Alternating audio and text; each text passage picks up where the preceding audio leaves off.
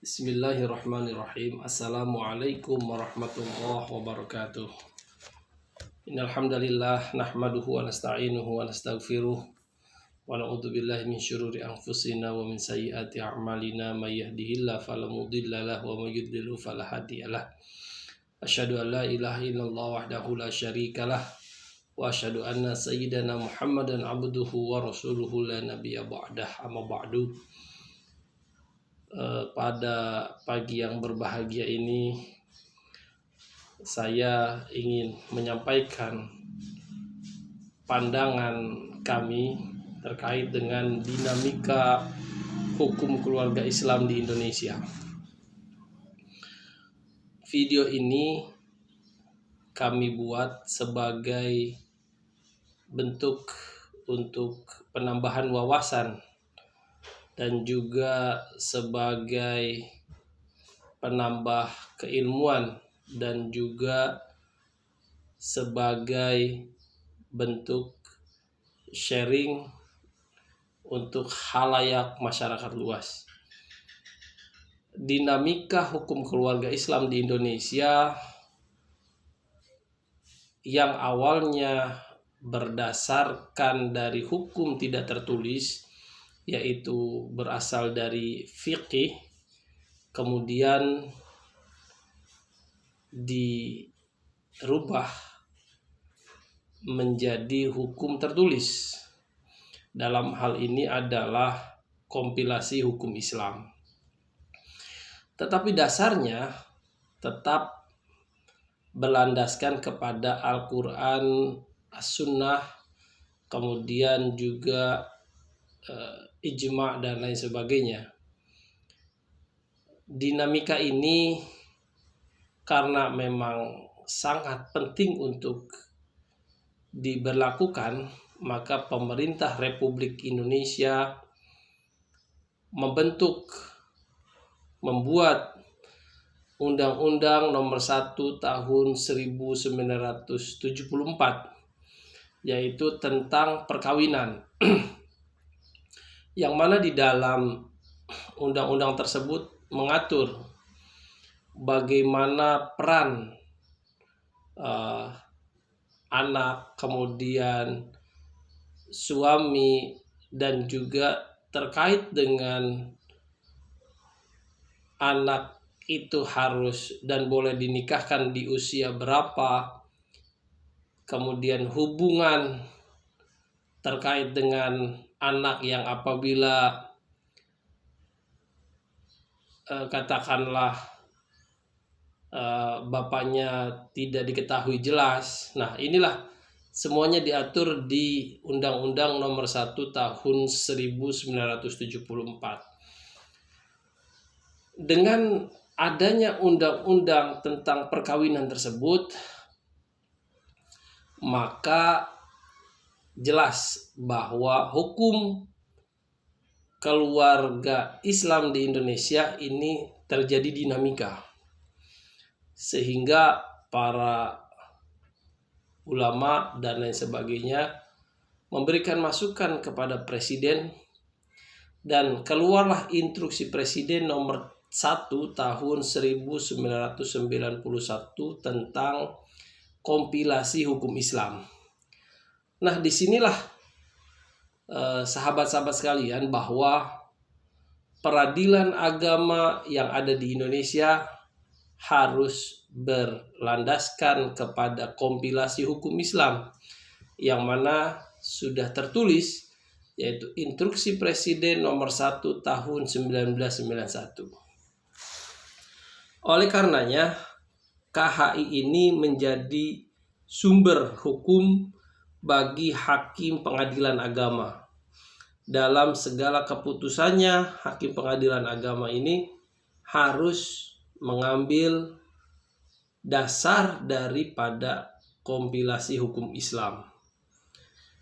Kemudian, sahabat-sahabat sekalian, keluarga hukum Islam di Indonesia yang kami sampaikan tadi sudah ada hukum positif. Kita sudah memiliki hukum positif, yaitu tentang perkawinan Undang-Undang Nomor 1 Tahun 1974 berikut dengan kompilasi hukum Islam, yaitu Instruksi Presiden Nomor 1 Tahun 1991, yang mana kompilasi hukum Islam yang menjadi pegangan erat untuk peradilan agama ini memastikan kepastian hukum dan konsistensi keputusan hakim pengadilan agama. Kemudian yang selanjutnya, bahwa peradilan agama sebagai penegak keadilan berupaya memberikan perlindungan hukum terhadap perempuan, terhadap anak, serta kasus-kasus yang berkaitan dengan perceraian dan juga pembagian harta waris dalam hal ini.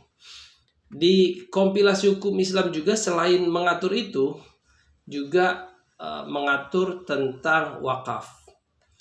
Oleh karenanya sahabat-sahabat sekalian yang budiman dan yang dimuliakan oleh Allah Subhanahu wa taala, ketika sahabat-sahabat sekalian terjadi dinamika dalam kehidupan, maka sahabat bisa untuk segera mengkonsultasikan dinamika dalam rumah tangganya kepada orang-orang yang memang faham terkait dengan agama, yaitu sahabat bisa mengkonsultasikannya kepada kantor urusan agama. Kemudian sahabat juga bisa sharing dengan para masyayikh, dengan para kiai terkait dengan tindakan apa. Lebih-lebih ketika sahabat terjadi atau mempunyai dinamika atau permasalahan yang kaitannya dengan pembagian hukum waris. Oleh karenanya inilah sangat penting bagi kompilasi hukum Islam dan juga sangat penting untuk hukum keluarga Islam khususnya, yang mana harus menjalankan